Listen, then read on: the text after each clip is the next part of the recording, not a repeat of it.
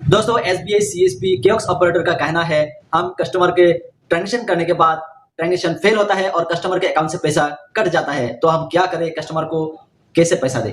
जैसे मुझे पता है एसबीआई सीएसपी का सर्वर अभी डाउन है, अच्छे से वर्क नहीं करता है, हर दिन एक ही प्रॉब्लम है, टाइम आउट हो जाता है, अच्छे से वर्क नहीं करता है, कस्टमर बैठे रहते हैं, हम विड्रॉल डिपॉजिट कुछ भी कर नहीं पाते हैं, सर्वर में दिक्कत है।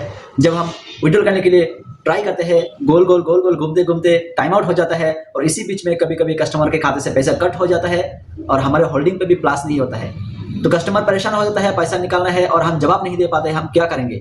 दोस्तों सबसे पहला बात है, हम सभी सीएसपी को अपना कैश और होल्डिंग अमाउंट सुबह ओपनिंग के टाइम अच्छे से नोट करके रखना है।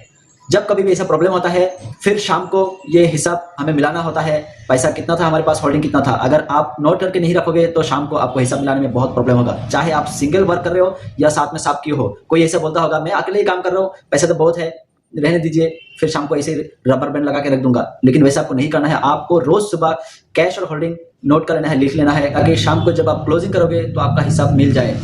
दोस्तों एसबीआई सीएसपी पर जो भी ट्रांजेक्शन टाइम आउट होते हैं या फेल होता है, यानी कि कस्टमर के खाते से पैसा डेबिट हो जाता है और हमारे रिपोर्ट पे फेलर दिखाता है, कभी कभार होल्डिंग पे प्लस हो जाता है, लेकिन ज्यादातर होल्डिंग पे प्लस भी नहीं होता है, तो हमें क्या करना है दोस्तों, सीसीपीएम पर कंप्लेन करना होता है। सीसीपीएम पर जब आप कंप्लेन करोगे तो विद इन 24 आवर, नहीं तो 1 वीक, नहीं तो 46 डेज ऐसा लगता है, लेकिन ज्यादातर 24 घंटे के अंदर ही उसका सजेशन आ जाता है, रिप्लाई आ जाता है कि पैसा कस्टमर के अकाउंट पे क्रेडिट होगा या आप बीसी से लोगे या आपके होल्डिंग में पैसा ऐड हुआ है, सब पता लग जाता है। मेरे यहाँ पे ट्रांजेक्शन करने के बाद अगर किसी कस्टमर का टाइम आउट होता है, फेल होता है और कस्टमर के अकाउंट से डिडक्ट हो जाता है, तो मैं उसी दिन सीसीपीएम पर कंप्लेन कर देता हूं, तो अगले दिन तक मुझे उसका रिजल्ट आ जाता है। लेकिन सवाल है आप कस्टमर को कैसे समझाओगे।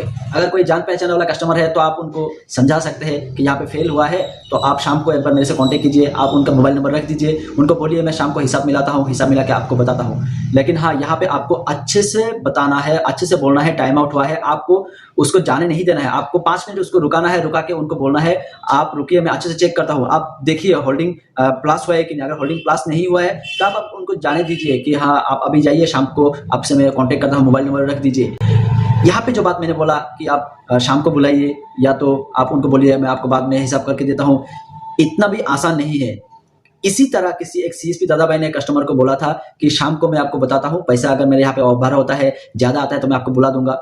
तो एक कस्टमर ने क्या किया, केस कर दिया पुलिस पे जाके, पुलिस थाने पे जाके केस कर दिया कि मेरा पैसा उठा लिया, मुझे पैसा ही दिया नहीं, फिर बहुत लफड़ा हुआ है। ये अलग बात है, बहुत ही टफ से हमें सीएसपी चलाना पड़ता है, कभी भी कुछ भी हो सकता है। अगर इस तरीके से टाइम आउट होता है, मैं सजेशन करूंगा आप कस्टमर को थोड़ा बिठाइए और बिठा के आप एक बार चेक कर लीजिए कि आपका कैश सही है कि नहीं। इतना भी हम चेक नहीं कर सकते हैं, मुझे भी पता है क्योंकि सर्वर खराब रहता है, लेकिन हमें मैनेज करना ही पड़ेगा।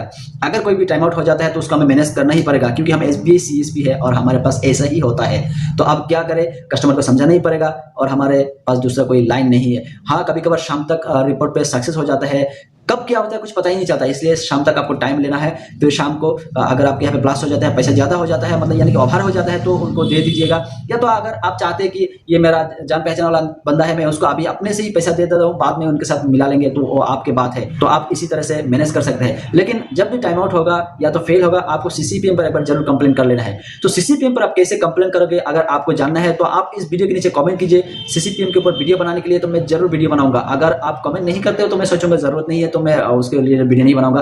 अगर आप चाहते हैं कि सीसीपीएम के ऊपर आपको वीडियो बनाना है, किस तरह से सीसीपीएम पे लिखना होता है, क्या करना होता है, तो मैं अच्छे से वीडियो बनाऊंगा, आपको सिर्फ कमेंट करना है। इस वीडियो पे यही था, और क्या बोलूं, बोलने का तो बहुत कुछ है, जितना बोलूंगा इतना वीडियो लंबा होगा, कोई चारा नहीं है।